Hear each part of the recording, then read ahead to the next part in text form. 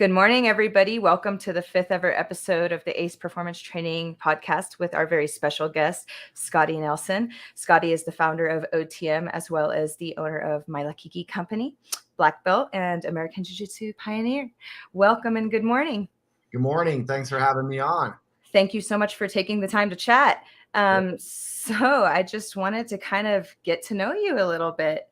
You seem to have a very interesting life, and I kind of wanted to find out about back in the beginning when you first started your jiu-jitsu journey.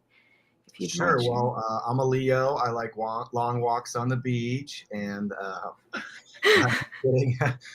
So I started jiu-jitsu in 1995. One of my friends, Rob Carter, he trains with Megaton.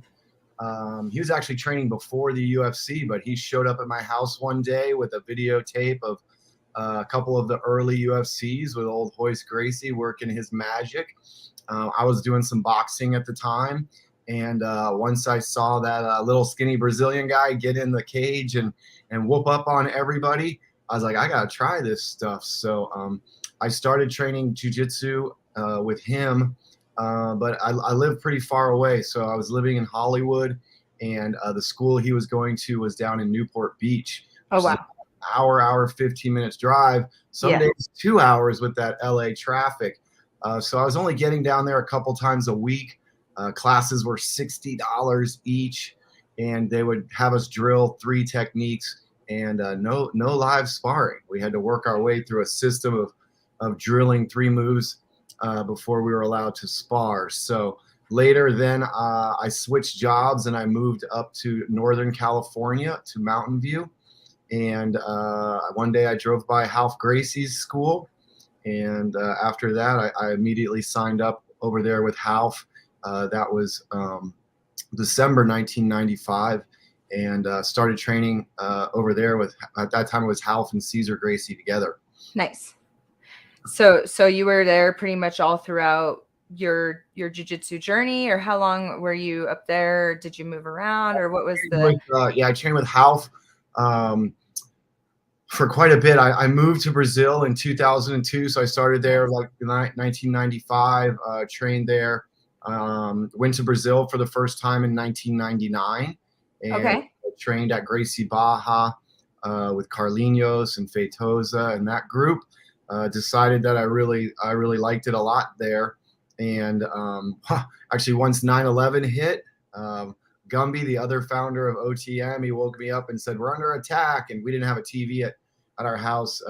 At that time, we lived in the jiu-jitsu warehouse over close to Ralph's school. It was a giant former carpeting warehouse. And about 8 of us that all did jiu-jitsu that lived right there. And so I saw what was going on with 9/11. I pretty much sold everything I owned down to 1 suitcase and 3 boxes, and I moved to Brazil for 3 years. Wow. How was that? How was living in Brazil? Living in Brazil, sometimes I like to tell people I feel like I made a deal with the devil or something. It was I was buying jiu-jitsu gis and products in Brazil, shipping them back and selling them on OTM. And as I was there, Brazil was in some political unrest. So the value of the dollar kept going up and up and up. It was crazy. I would go to the ATM machine and the money in my bank would double and double and double. I couldn't pull it out fast enough. I'm like, when's this going to stop? And so, it was a really good time. onthemat.com is the oldest still running jiu-jitsu, used to be called Vale Tudo MMA website. On the internet, we were the first website to post downloadable video matches of jiu-jitsu matches. I got to meet the world famous Paquita. He was an old school videographer. A lot of people don't even know who he is anymore, but in some ways he's probably responsible for the spread of jiu-jitsu worldwide, at least on that first or second wave, than anyone, because we used to all copy his tapes, watch his tapes, and they went worldwide. So spent a lot of time with him and Carlson Gracie, really getting to know the old school guys and how jiu-jitsu was back in the day. Yes, it's definitely evolving. A lot. It's not even the same. No, completely. Yeah, it's like you feel it. You could feel it when you're training with different people, whether they're newer or more old school. Sure. Well, for And me, the gray hair gives it away these days. uh, Yeah. or even people, like, if they're learning from more old school style, you'll feel it in just the way they do things too. Sure. Yeah. So finding My Lucky Gi, what led you to that, and also even the founding of OTM, like what kind of sparked those Well, those sure. OTM came first. I used to train jujitsu at house with a guy named Don Geddes, Teflon Don, we used to call him, and he was very big in the tech world. I think he made the first pay-per-click like search engine back in the day. And Gumby, who has Heroes up in San Jose, he was working for a company that was working on compressing video for the internet. This was pre DSL or anything. You had to plug your modem into the phone line, and Yep. and then my brother Cade, who's a black belt under Eddie Bravo, he was working for a company that had a large server farm. So I had free hosting space, and we were working on video stuff. And I was working for a company that was a subsidiary of Microsoft, and one of the guys there, he was a motorcycle racer, and I was getting into racing motorcycle, but it was so expensive because the tires every weekend was like $1,000. I was like, how do you afford this? Yeah. He said, well, I created my own company and I sponsor myself, so I write off everything off my taxes. And I said, oh, I could do this with jujitsu. I'm going to all these tournaments and everything. So I had seen copies of Tatami magazine, and somebody had mistranslated it to me and told me that it meant on the mat. And so I was like, well, that's a cool name. Yeah. Let me get that one. So I bought the URL, and Gumby and I started publishing, I guess what you would call blogs now, or call blogs back then. And then we started to, put videos up on the internet. And so they were really tiny little videos. You had to wait overnight to watch them. And it evolved from there into people emailing me saying, hey, I can't get this video to download. Can I send you some money to put that match on a VHS tape? I said, sure. So then we took a whole group of matches and we put them on that people asked for, put them on a video. And I started selling them for $40 a VHS. And when you know it, all of a sudden checks started showing up in my mailbox. So you couldn't process credit cards back then on the internet. Yeah. Yeah.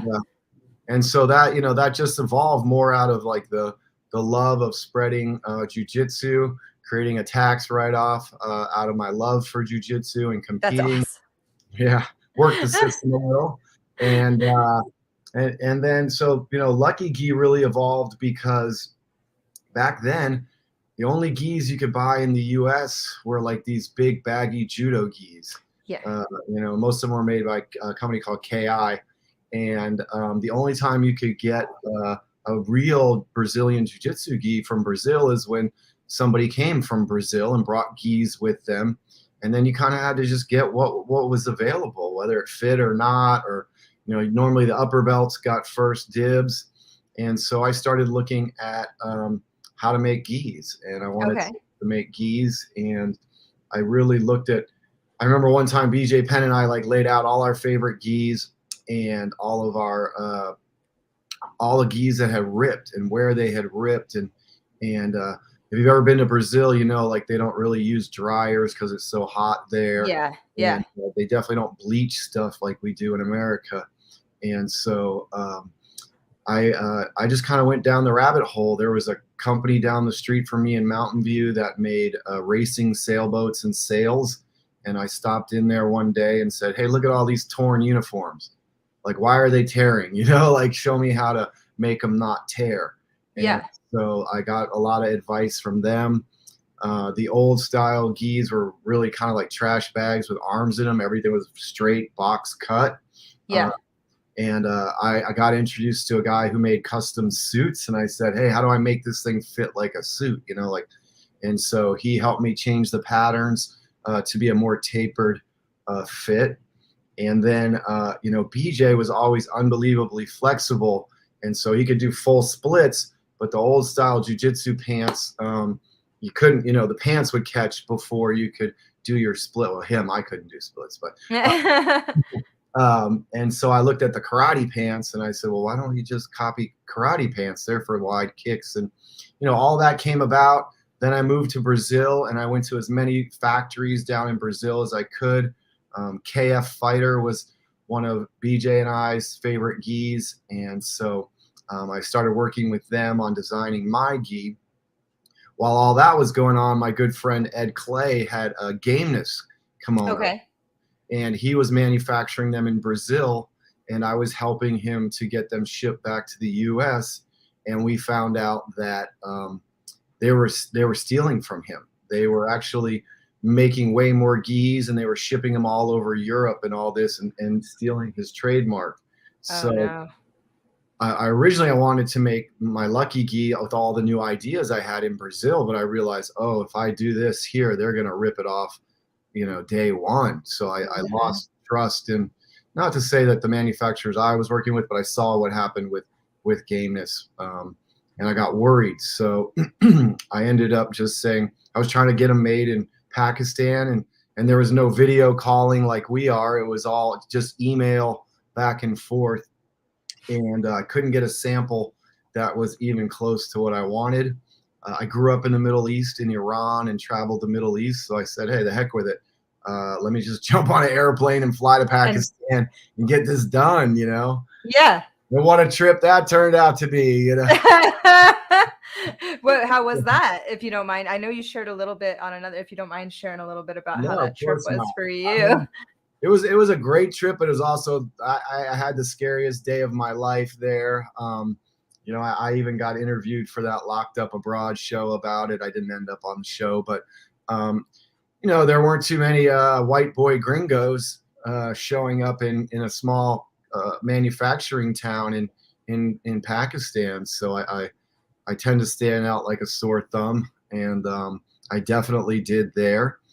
I ended up working with 3 different factories to make my samples, and I picked one that I ended up doing the manufacturing with. That led to the whole world now getting, like I saw Jeff Glover on his Instagram posted today, some manufacturer from Pakistan that won't leave him alone, like, hello. They hound you. Hello, sir, madam. Yes. Hello, dear. And so, yeah, I took everything that I had learned in Brazil about making gis, and I got gis made over in Pakistan. And, it was a crazy trip over there. I thought I was going to get kidnapped one night because the locals were messing with me so bad. It was really scary. Pakistan, there are a lot of nice people there and everything, but if you're not used to people walking around with guns everywhere they go, like literally everybody walking around with guns in plain sight. Yeah. And I'm not anti-gun by any means, but it's Yeah. a little concerning when you're getting stared at like crazy and turned heads everywhere you go. Yeah. And, yeah. So I, anyway, so then I started making them in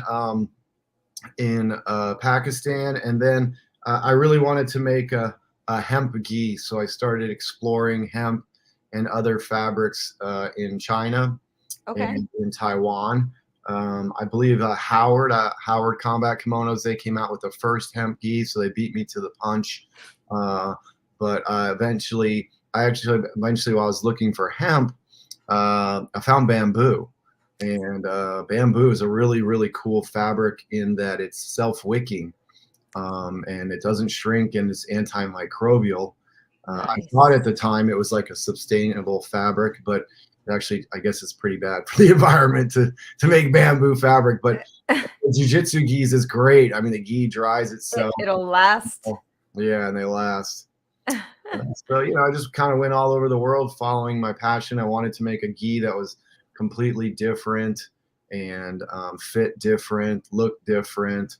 A lot of people say I kicked off the designer gi fad, and definitely some people yelled at me for raising the price of gis. So I remember my first ever class, my coach let me borrow the original My Lucky Gi, the white one. Oh yeah, and I wore that, and I was like, this is nice. Arthritis, and I remember that. So that's why it was, for me, that's a fond memory because that was my Right first on. ever class, Well, we almost got to get you a new one. Yeah, I'm excited. And we have you guys designing those custom ones for us that came out like beautiful, by the way. We're super excited. So, yeah. So nowadays, are you still training? Or I know you were like last week and you were like parasailing and doing all kinds of fun stuff. Yeah, so, unfortunately, while I was living in Brazil, I did not know that I had actually broke my back. I was wrestling with a guy named Daryl Golar, and he had a wrestling class at this place called Casa de Carlos. And it was this wealthy guy who loved fighting, and he had a private gym at his house. And it was really the only place in Brazil where everybody could go and cross train. Normally, I was the only person there who hadn't fought in UFC, fought in Pride, or won a world championships training. I'm not that good a wrestler, but at that time in Brazil, there's very little people actually wrestling. And I got slammed really hard wrestling one day. I broke 2 ribs. I didn't know it, but I actually ended up fracturing 3 vertebrae as well. Just, kept training through it after my ribs healed up. Eventually, I was in China making gis. I ran down an escalator and I felt a pop in my back, and my S1 L5 disc actually blew a piece out of it. Woke up the next day, couldn't walk. My leg was swollen, and I ended up having to get back surgery in 2010. And it was terrible. I couldn't walk for 8 months. I put on like 30 pounds. I could never gain weight before that. All my hair turned gray for the first time. And it was 2 years before I could roll. And then I was rolling a little bit, getting back into it, figuring out post-surgery how to move my body. Yeah. Rafael Lovato has been a good friend of mine for a long time. Actually invited me to go to Costa Rica on a camp with him. Nice. And on the second day of camp, I was just doing some light drilling, and I felt a pop in my back. And the next day, I couldn't walk again. So the whole rest of the next 6 days of the trip, I just lay around in pain. My back was terrible. And on that flight, or after that flight, I kind of threw in the towel on training. I decided I'd rather walk than train. I know what you mean. Well, fast forward to about 10 months ago. So I now own a stem cell company called Cellular Performance Institute. It's part of Chipsa Hospital, which is my cancer hospital. And I got stem cells put in my back, and I wish I knew about it when I got back surgery, because it's really been life-changing for me. So I need to work on my core strength a little bit more. Like the deep core. Yeah. It helps me build my fit. I don't, falling in the water isn't as painful as getting smushed by like Henry Akins or one of my So I'm going to make a comeback for sure. I've been doing some light drilling. I've been rolling around a little bit with people. But quite frankly, I'm still scared. Yeah. I mean, I totally get it. It's just getting those deep intrinsic core stabilizers activated and slowly working back to it. But that's so awesome. So the cancer hospital, how long have you had that? When did you found that? So it's been about 8 years now. My business partner, Ed Clay, the same guy that had Gameness in Nashville MMA, guy's got a photographic memory. He's like a genius. And really, he's the visionary pioneer of opening the hospital. We originally opened it so he could treat his mother. He found a treatment that wasn't available in America. This hospital had done that treatment more than any other hospital probably in the world, but at least North America. And so we literally bought the hospital, reopened the hospital. His mother was a second patient there. She was dying from rheumatoid arthritis, not from the actual disease, but from all the medications that they gave her. She had done what they call a failed standard of care and thrown in the towel. So she came in a wheelchair, spent about 4 weeks with us, left walking. She's been in remission like 6-7 years now. And so I basically saw what was going on down there, and literally we see miracles all the time. That's crazy. So, it was a shift away from MMA and jiu-jitsu, but it was still helping people. At the time before that, I had 13 on-the-mat fight shops, but the last recession really killed retail and killed them. So we had closed down those stores, and just looking for something else, something to do. Yeah. And this just kind of popped up, and it's been great. The stem cells part has been amazing. We use cellular therapies at Chipsa Hospital to fight and cancer. And quite frankly, fixing a knee or a back is simple compared to trying Yeah. to cancer. Yeah. So it's been great to have a lot of my same old school guys I used to sponsor in jiu-jitsu. Now I'm sponsoring them and helping them out with stem cells and That's so keeping them amazing. on the mat. So That's just so sponsored amazing. ADCC. Mo was kind enough to let me do that. And, looking forward to just continuing to support the sport in that way with sponsorships and healing people up. So I have a question. Would you recommend stem cell therapy for people with like rheumatoid arthritis, fibromyalgia, or like injuries, like you said, like maybe they had knee surgery or things like that? Is that Yes, all the above. Yeah, we treat a lot of autoimmune issues at okay? our hospital, and even before we were doing any of the degenerative disease like joints and stuff like that, we've focused on autoimmune for years.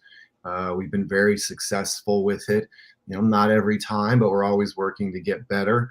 And yeah, for sure. Like knowing what I know now, I would always suggest somebody try stem cells before surgery. Yes.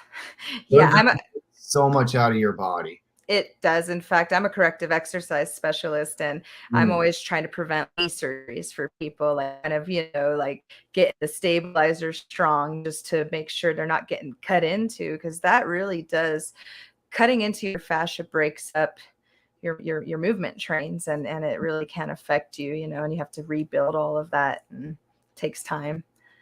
My So back surgery is the worst thing that ever happened to me. I think like I just not walking for 8 months. People don't really realize like the atrophy and the effect that it has on your body, and the surgery, like the quality of life from it only lasted maybe 3 or 4 years afterwards, and it just got progressively worse and worse. I don't think I'm gonna have to do stem cells in my back again. I do have 5 bulging discs and 1 ruptured, 4 herniated discs, so I injected 3. I plan on injecting the other ones. nice. But like I was sore for like 2 weeks. I would take being sore for 2 weeks over 2 years of not being able to train, 8 months of not being able to walk anytime, like I agree. Oh yeah, it's also absolutely. just been so much better. I haven't had any, I used to have nerve pain almost every day of my life. My friends used to call me old man walking because it took me so long to walk downstairs and stuff. And, now I'm kiteboarding. I haven't had nerve pain in 10 months. I got my MRIs on my Instagram. People can go there and actually see the improvement in my discs from the before and after MRIs. And there's been lots of guys that have come down. Eddie Bravo just left a couple days ago. We fixed up his shoulder, his back. Nice. We did his knee about a year ago, and it works. That's amazing. Yeah. That's so amazing to hear. That's so cool. I'm gonna have to talk to you. So about yeah, that's so cool. Well, I look forward to, seeing you like slowly work your way back on the mats too. That's so cool. And what an amazing thing that you're helping people. That's so Thank you. great. I'm excited. That's so great. And I saw you were I was doing some of the money on the mat tournaments. I saw you were sponsoring those too. That's really cool. Sure. Those are a lot of fun. So, well, thank you so much. Like, this is really cool. If I wanted to ask, I guess if you had any advice for somebody who was looking to start training jujitsu, what would it be? I mean, just go, just get, it's all about mat time, right? Just go. I mean, that's one of the Yes. things I always loved about jujitsu. So, way back in the day before there was, I literally, to go to house, I used to take a bus for an hour and 15 minutes to get there. I had a motorcycle, but sometimes riding home in the cold up in Northern California, like wasn't cutting it. And so a lot of times I would ride the bus, or if it was raining and stuff, and I would always try to drag people with me. And the thing I love about jujitsu is it really does change people's lives. No matter what you have going on in your life, jujitsu makes it better. I've seen people who had drug problems, depression problems, motivation problems, weight problems, diet problems with their wife, problems with their kids. no matter what it is. And you get on the mat and you get time on the mat and you learn how to learn. You get humble. No matter what, you get humble. True. So true. And you're doing an exercise that involves every single muscle in your body all at once, every single time. And that just doesn't exist. I mean, that's the biggest thing that I've missed. The other beautiful thing about jiu-jitsu is it's the most amazing melting pot there is.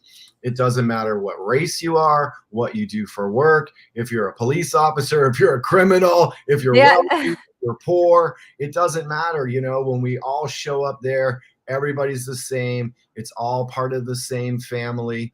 And it's just amazing like that. If the whole world kind of worked like a cool jiu-jitsu dojo, it'd be a way better place to live in. So, you know, nobody cares if you're gay, straight, whatever you're doing in your life. When you put that gi on and you step on the mat, and you know, you get respect, you earn respect, and you learn how to learn.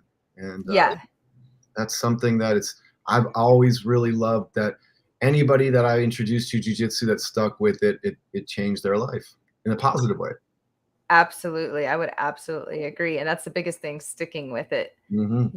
Sticking with it, you know, I'm sure you've had injuries over the years, you know, on top of that back break, you know, before that. And it's just, you know, still even then watching and still learning and just showing up.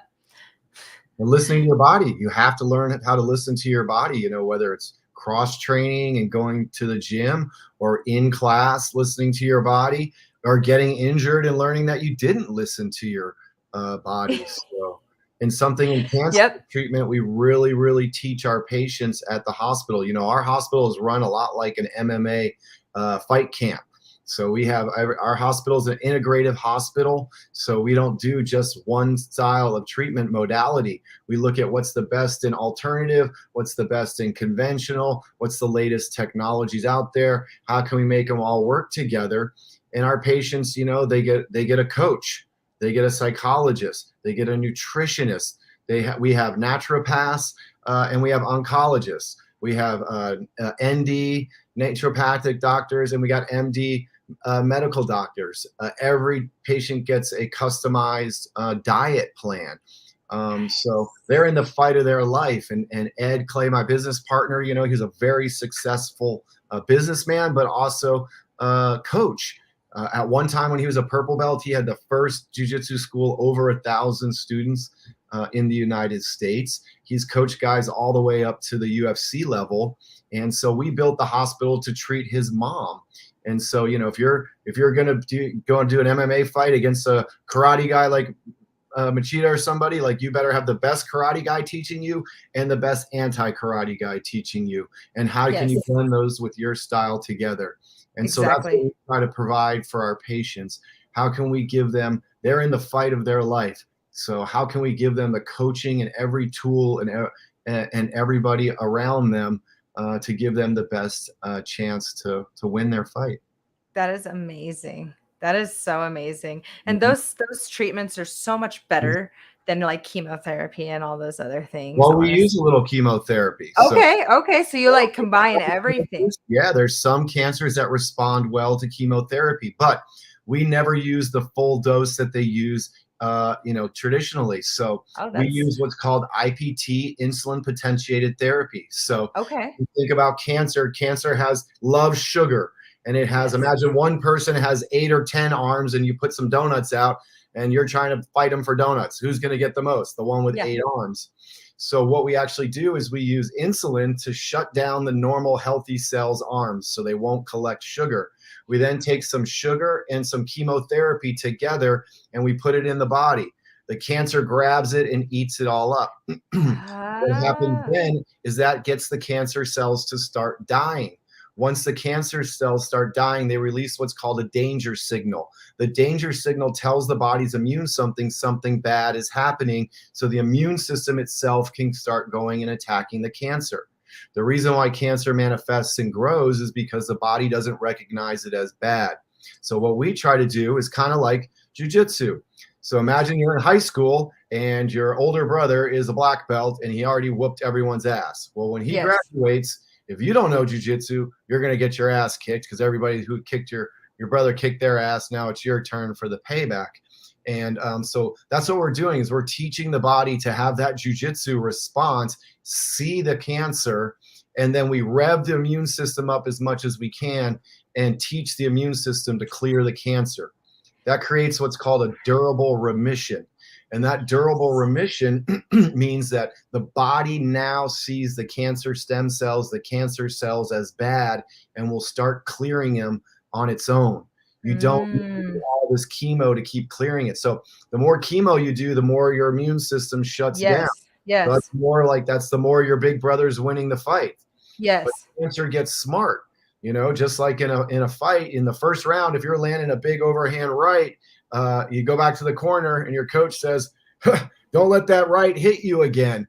Then you come back in the second round, and now you can't land your big overhand, your right. So it's about teaching the body how to see that and giving it the tools that it needs so that it can win the fight, rather than your big brother, the chemo, coming in and winning for you. That makes so much sense. You're teaching the body to do its own job rather than relying on the chemicals to do it for it, which is you got it. You want a job? That's so smart. Hey, no, that just makes so much sense. That's so smart. You know, that's beautiful. That's a beautiful thing. You know, I'm not that smart though. It's all the doctors and scientists I work with. So we got some people working with us. You got a good team together, because I'll tell you, back when I was a vet tech, I was a vet tech at VCA West LA, and they did chemotherapy on the pets. And it was sad, you know, seeing them come in every single day. And I'm just like, my goodness, isn't there a better way? You know, like, so that they're not. Chemo is a tool in your toolbox. It's a technique, you know, but you can't rely on any one technique, or your opponent can figure it out and it's going to beat you. I love the synergistic integration you're doing. That's really, that's fantastic. Thank you. Wow. Well, you know, I think that everyone should go check that out who's watching. You know, what is the website to kind of check out? So for the cancer hospital, it's chipsahospital.org. Okay. And for the stem cells, it's the Cellular Performance Institute. So at CPI, what we do is we've been taking the same type of treatments that we use to get an immune response, a healing response from stage 4 dying cancer patients. Okay. And we're taking those same tools and we're applying them to normal people and to athletes, and especially athletes. So some of what we do is like hyperoxygenating the body. We use hyperbaric oxygen, and we use what's called IV ozone. It's putting ozone gas into your blood. It kills any bacteria, parasites, pathogens, or viruses that are in your blood. And you know, as an athlete yourself, you know how important oxygen is. No oxygen, no wingy fight. You know, like so true. So we're hyperoxygenating the body. We're giving it all the vitamins and minerals that it needs to heal and repair. And we're creating a healing response, a huge healing response, along with detoxification. So I get a lot of athletes that come down. One thing is when you do IV stem cells, about 40 to 60% of the stem cells go directly to your lung, because that's where all of the blood goes the most. And it heals up your lungs. It eats all the inflammation, breaks down scar tissue that are in your lungs. So I frequently hear it from athletes all the time. Within a week or two of getting the stem cells, they just feel like their gas has gone through the roof. Nice. So, we have a lot of people from all different sports that come down just to get that done. We also use a lot of what's called NAD. NAD plus. It's an IV. It's a niacin derivative. Okay. Focus your mind, but also it repairs your DNA on a cellular level. So it's used for a lot of people with traumatic brain injuries. And we do it over 3 days, a lot of it. So we saturate the athlete's entire body and create that cellular DNA repair. It also resets your circadian rhythm, which is your sleep rhythm. So you get much deeper, much longer, more REM sleep, better healing. Again, we want the body to use the stem cells to naturally heal itself, so you get the best overall result. That makes a lot of sense. All of that makes so much sense. That's awesome. As far as I know, we're the only stem cell hospital in the world that is using these protocols, since we are an actual hospital, not just like a clinic. Yes. And since we do focus on the hardest thing there is, which is cancer, like if you can bring a stage 4 dying cancer patient's immune system back to life and put them into remission, fixing a knee, or like bringing an athlete, athletes come in all the time, and since they know their body, they feel like every little bit of it. When I go in that hyperbaric oxygen chamber, and you get to, like, we have our patients do it 3 times when they come down. We go very deep. The pressurized oxygen pushes oxygen into every cell deeper in your body, even pushes it through your skin, Okay. pushes it into your brain more. I walk out of there, I'm ready to take on Marcelo Garcia or Hodges. I'm never going to gas out. Like, I think I'll run off in there. Your body feels like amazing. Yeah, all that oxygen. How can your body not? Yeah, I'm over here up living at 7,000 feet. I'm probably low oxygen. I probably have the opposite issue. So and that's good for like training and stuff. But for healing, you want your body to have everything it needs to heal. So when you come down to see us, you're going to be doing IVs with all the minerals and vitamins that you're lacking in your body. We're cleaning out your blood. We're fixing your DNA. We even have a machine called a pulse electromagnetic field generator. Oh, you know what a PMF is? Yes, I have a friend who has a machine and he does massages with it. It's amazing, huh? Right? Oh my gosh, just gets it out right away. It shoots magnetic energy into your cells. It brings dying cells back to life. It actually kind of makes your own stem cells. It vibrates the cells at the same frequency your body naturally does when your body's replicating them. So it speeds up cell replication by 400%.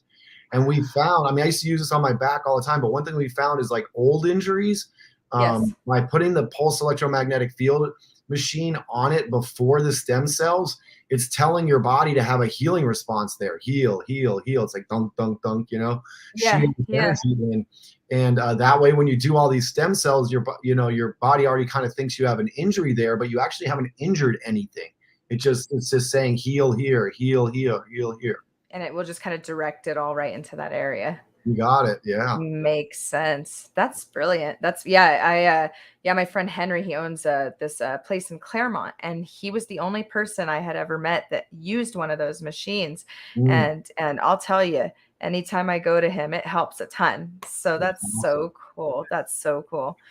And then also, if anyone's interested, he has a really cool gi company. I would highly recommend going and checking out My Lucky Gi as well. And then on the mat do you sell apparel from OTM? Well, not currently. I got this weird lawsuit going on that I've been trying to get out of for 7 years. And so that's long. Welcome to California. Everything takes forever. Yeah. Plus pandemic in the middle of there. And so, I kind of had to pull back on that, but still doing the Lucky Gi stuff. The website's still up there. I don't update it as much, but we have articles from all the way back to 1996 about the old tournaments, old videos, old matches. There's a lot of good historical stuff up on the site. That's awesome. And that's OTM.com? OnTheMat.com. OnTheMat.com. OTM, but yeah, no. I know. I like when I made my business website, I was like, why didn't I made mine super duper long. Well, this has been such a wonderful talk. I loved hearing about everything you're doing. And where is Chipsa located? So we're just about 20 minutes south of San Diego in Mexico. Okay. Tijuana is the closest city anyone knows, but we're not actually in Tijuana. Okay. We're the first beach town. It's called Playas, which means beach. Beaches, yeah. So you can actually see the wall. You can see San Diego from the hospital. We're about 3 big blocks from the wall, right on the beach down there. And so you literally go over the border, make a right, and just keep driving straight along the wall, and you'll run into the hospital pretty much. That's awesome. Super easy to get to. That's so cool. It's so cool to hear about like what you're doing there. That's amazing. You'll have to come visit. Oh yeah, absolutely. Absolutely. And I know people too, so I'll definitely be sending them your way. Oh. Well, thank you so much for this chat. This has been wonderful. And I hope that you have a wonderful Sunday, rest of your day. Thank you, everybody, for listening so much. Is there anyone you wanted to shout out or anything before we end? Oh, well, just like I said, just the hospital and stuff. You already did that. If anybody has a family member who's, struggling with cancer or autoimmune issues, We do free doctor calls, free consultations. Even if we can't help, we'll try to point people in the right direction to where they're going. I also have a supplement company called healthquest365.com, and where we make juices. They're originally made for cancer patients, but they're amazing for athletes and stuff. We also have a turmeric, which is a natural anti-inflammatory on there. That's way better for you than taking Tylenol or something like that, something like that. So if people want to check that out, then it's a good one too. That's really cool. Yeah, that's what I take. Yep. So turmeric. Awesome. Yeah. Awesome. Cool. Well, thank you so much again. And Thank everyone, you. I highly recommend going checking that out. All right, everybody. Have a great Thank you. Sunday.